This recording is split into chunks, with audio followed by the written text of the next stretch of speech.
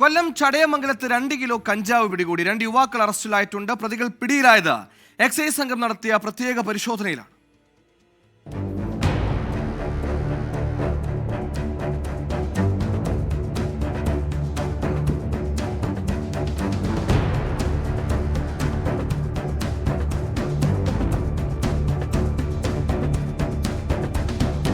സംസ്ഥാനത്ത് രാത്രികാലങ്ങളിൽ വലിയ തോതിൽ ലഹരിക്കടത്ത് നടക്കുന്നുവെന്ന വിവരമുണ്ട്.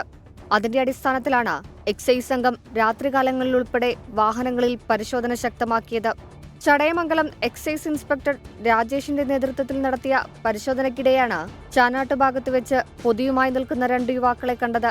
സംശയം തോന്നിയതിനെ തുടർന്ന് പൊതിയഴിച്ചു നോക്കി പരിശോധിച്ചതിലാണ് കഞ്ചാവ് കണ്ടെത്തിയത്. രാത്രികാല പെട്രോളിംഗിന്റെ ഭാഗമായിട്ട് പെട്രോൾ ചെയ്ത് നമ്മൾ കുമ്മുൾ ഭാഗത്ത് എത്തുന്ന സമയത്ത് ചേനാട്ടുമുക്ക് എന്ന് പറയുന്ന സ്ഥലത്ത് എത്തിയപ്പോൾ അവിടെ 2 പേര് നിൽക്കുന്നതായി സംശയം തോന്നി. അവരെ പരിശോധിച്ച സമയത്ത് അതിൽ നിന്ന് 2 കിലോയോളം കഞ്ചാവ് കണ്ടെത്തുകയുണ്ടായി. കല്ലറ കുറുമ്പയം സ്വദേശികളായ രാഹുൽ, ബിജു എന്നീ യുവാക്കളാണ് പിടിയിലായത്. സുഹൃത്തിന്റെ വാഹനത്തിലാണ് ഇരുവരും കഞ്ചാവുമായി എത്തിയത്. കഞ്ചാവ് വാങ്ങാനെത്താമെന്നറിയിച്ച മറ്റൊരു സംഘത്തെ കാത്തു നിൽക്കുന്നതിനിടെയാണ് ഇവർ കുടുങ്ങിയത്.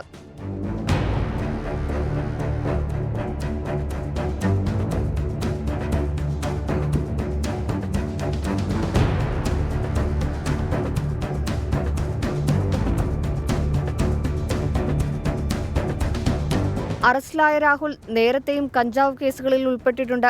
കോടതിയിൽ ഹാജരാക്കിയ പ്രതികളെ റിമാൻഡ് ചെയ്തു. 24 കൊട്ടാരക്കര.